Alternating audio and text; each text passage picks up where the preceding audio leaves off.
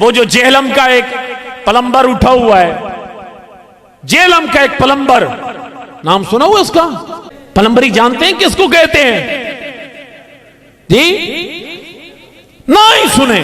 جہلم کا پلمبر ہے وہ، جہلم کا پلمبر، اس کی زبان سے 1400 سال اسلام کی جو تاریخ ہے اس میں نہ کوئی نبی بچہ، نہ صحابی بچہ، نہ اہل بیت کا کوئی فرد بچہ، نہ محدث بچہ، نہ مفسر، نہ کوئی ولی جس کو وہ گالیاں دے سکتا تھا وہ بکواس کرتا رہا اور بھانگتا رہا، کوئی بھی نہیں بچا، کوئی بھی۔ لیکن ہم ٹس سے مس نہیں ہوئی، ہم نے کہا بڑا محقق۔ ہمارا آج کا جدید ذہن کہنے لگا جی وہ جو انجینئر محمد علی مرزا ہے نا وہ تو بڑا محقق ہے، یہ ملا نے تو کام خراب کر رکھا ہے، اصل قرآن تو وہی سمجھاتا ہے۔ میں نے کہا کیا سمجھاتا ہے؟ کہتے اس کے پاس بڑی بڑی کتابیں پڑھی ہیں۔ میں نے کہا گدھے کے اوپر کتابیں رکھ دیں، بڑی بڑی کتابیں، گدھے کے اوپر بڑی بڑی کتابیں رکھ دیں۔ کون سی کتاب؟ میں نے کہا اس کی حقیقت کیا ہے؟ چھوٹا سا اس کا کمرہ ہے، بڑا زبردست اس کا کیمرہ ہے، اس نے جتنے بھی ترجمے والی حدیث کی کتابیں ہیں ان کے ڈھیر آگے لگا دی ہیں، اور 2-4 محلے کے 5, 6, 7, 8 چھوکرے اس کو مل گئے ہیں، ان کو بٹھا دیا، انہوں نے کہا یہ حضرت مرزا صاحب کے شاگرد ہیں، حضرت مرزا صاحب سے پوچھیں بخاری شریف، بخاری کی ایک لائن تو پڑھ کے دکھا، ایک سطر نہیں پڑھ کے دکھائے گا۔ میں نے کہا یہ اس کا علمی لیول ہے، لیکن بکواس اس نے ایسی کی ہے کسی کو نہیں چھوڑا، حتیٰ کہ حضرت امام جلال الدین سیوطی جن کو عالم بیداری میں 75 مرتبہ پیارے مصطفیٰ کی زیارت ہوئی تھی، ان کی بھی گستاخی سے باز نہیں آیا۔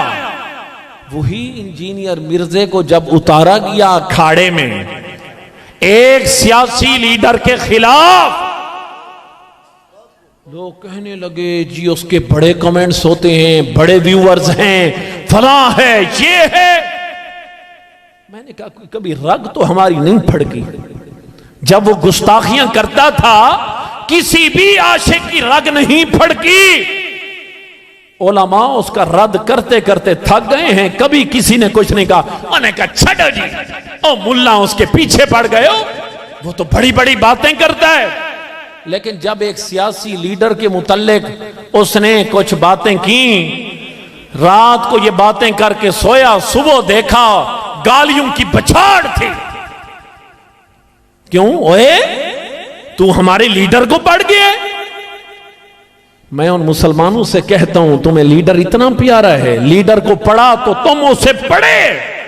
جب وہ پاکوں کی بارگاہ کے اندر گستاخی کرتا رہا اس وقت تو کوئی بھی نہیں اٹھا، اس وقت تمہاری غیرت ایمانی کہاں چلی گئی تھی؟ بتاؤ تمہاری غیرت ایمانی اس وقت کہاں چلی گئی؟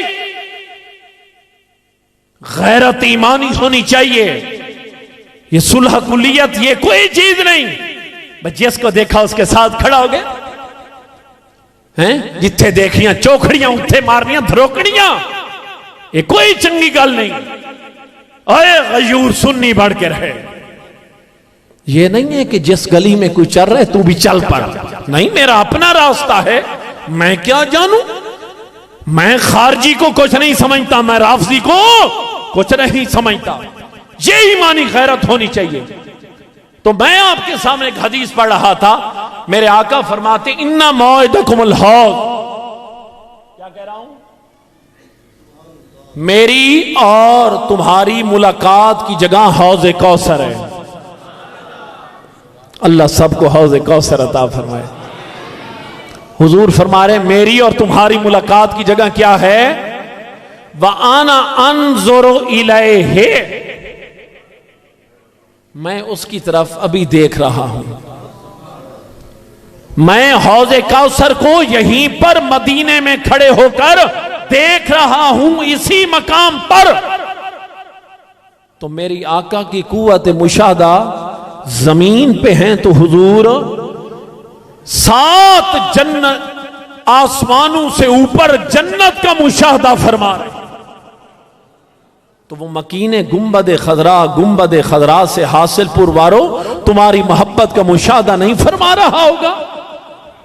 ارے وہ مشاہدہ بھی فرماتے ہیں، جب کرم نوازی فرماتے ہیں تو پھر سنا ہے آپ ہر عاشق کے گھر تشریف لاتے ہیں، میرے گھر میں بھی ہو جائے چراغاں یا رسول اللہ۔